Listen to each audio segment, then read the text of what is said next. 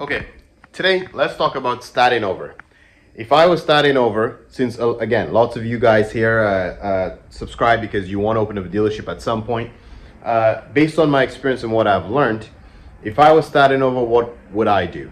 And since you starting, here's my advice, and then see if it works for you or not. What would I have done differently? Let's get into it. Check the mic and make sure it sound right, boys. So first I'll give you a little bit of an example of when I started so you can understand. I actually started right here. And I'll probably try to see if I can pop up some pictures and stuff in here so you could understand in this video. When I started, if you can see right where, just go with me here, right where this wall is here. This wall continued straight away across here, and this was a private office in the back here.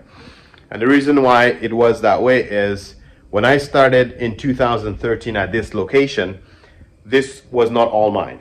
I was just a used car lot with about 12 cars, and I had a mechanic on the other side. So a guy shop named Instant Muffler owned the repair business, and I did not own the repair business. But it did kind of help me in terms of I didn't have to go find a mechanic. I didn't have to because I was a one-man show, just me. I didn't have to go shuttle cars to another shop to get it certified, leave the shop to go check on, it's a lot of back and forth if you do not have a repair shop on the same premise as an independent one-man show dealership. It's very, very difficult to run. Equally, when I have to go to the ministry to register cars, even if the mechanic was not part of my business, it doesn't look like your business is closed. If somebody come and see a car, then he would let him know, oh, the dealer just went to the ministry, he'll be back in 5 minutes. Grab a coffee, he'll be back. But if you buy yourself and you get a walk-in customer and you have to close your doors just to go to the ministry, it doesn't look good. So when you're one-man show, it's probably nice to have a premise that is being shared with another dealer, or best case scenario, another auto repair shop. And again, if you're a new dealer, that opportunity might be there for you. Check out that video. Here in this video, I'm just explaining that same exact opportunity is probably going to be there for you now, because I might be renting out a spot here for a new dealer. Anyway, I think it's a great idea to share with an auto repair shop if you don't want to own the auto repair shop. Now I feel a little bit more of a risk taker because now I own the auto repair side. So eventually sales evolved and I was able to fortunately take over the service business. I learned a lot about the service business. Now, if you're new into the automotive business and you actually want to open up a dealership, it's because you have a hobby and a passion for probably selling cars. But what I've learned is the money is in repairs. It's very intimidating to go buy all of this equipment, all of these tools and stuff to run a shop when personally you don't know anything about repairing cars. But when you're selling cars, you should equally know a lot about the mechanics of cars and how it works. When I started, I didn't know that much. And that's why I think if you are interested in the automotive space, it's probably a good idea to start by opening up an auto repair shop. And I know it might be intimidating. I know you may not be a licensed mechanic, but if you have the capital, you don't need to. If you buy the building or rent the building, put the equipment in and advertise to hire the right mechanic, you could still make money without getting to sales. And as you get more knowledge about how cars work, it's easier to transition into the sales business. Because the sales business, like I said in multiple videos, is a very much so capital intensive business. To have all of the inventory, to pay interest on them, fees on them, this is almost like a one-time huge capital expense. Well, payroll for mechanics is very high, and that's actually another huge expense there. But if you manage it right and run it right, you should have enough revenue to be able to at least take care of the mechanic. But what I think that does for you is, I'll go back to me. Some of the mistakes I made, even if I was sharing the location here with a mechanic, I was getting ripped off in some sense where I was not knowledgeable about certain mechanical stuff. So there are maybe more cost-effective ways to fix things that only experience will tell you. And if you have some automotive repair experience, you can know the cheaper and best way to fix a car to still keep the deal profitable for you. When you don't know anything about mechanical side of cars and you just know about buying and selling cars, When a customer calls with a mechanical complaint, you may not feel competent to answer that question, properly. You may just be relying on another mechanic's opinion to spend your money. But over years of working on cars and years of buying and selling cars, you will learn more about the mechanical side of things, and then you'll be able to troubleshoot maybe even some problems with the customers on the phone. You may be able to come to a solution where you can fix that car cheaper for the customer.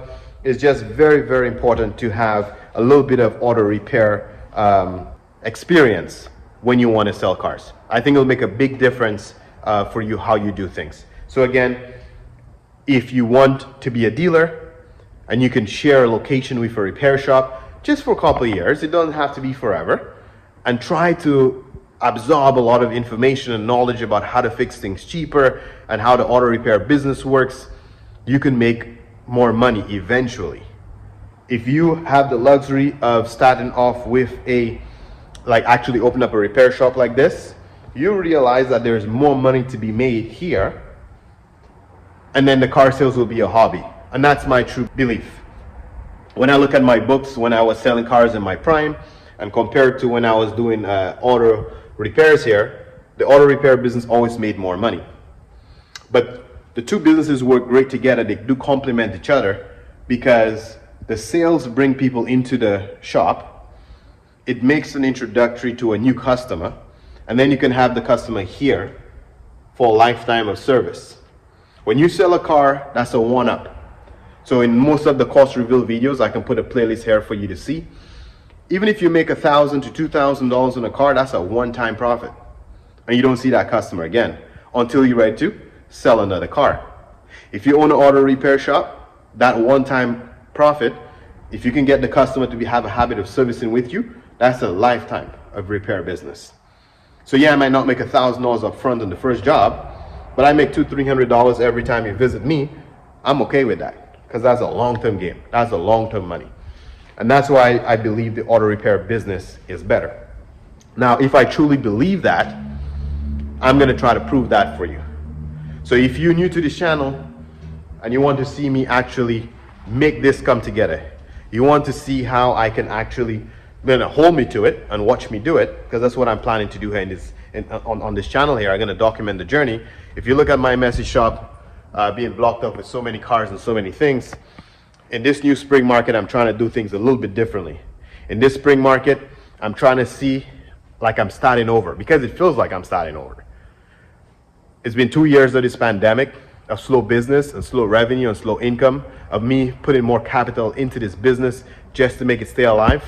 So I don't want to be distracted with sales and service and going back and forth between the two and doing everything like it's a one-man show anymore.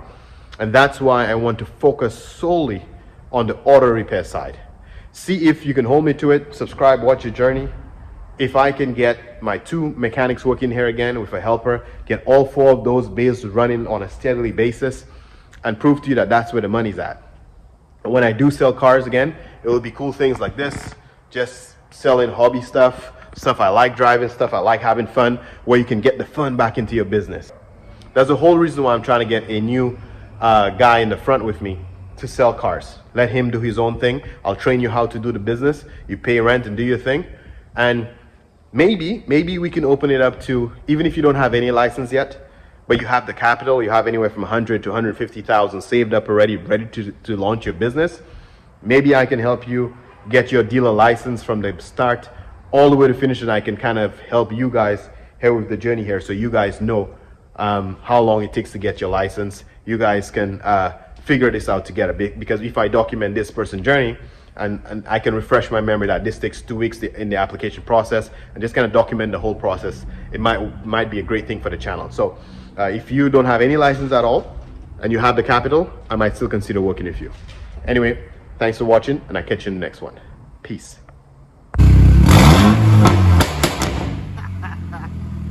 Again.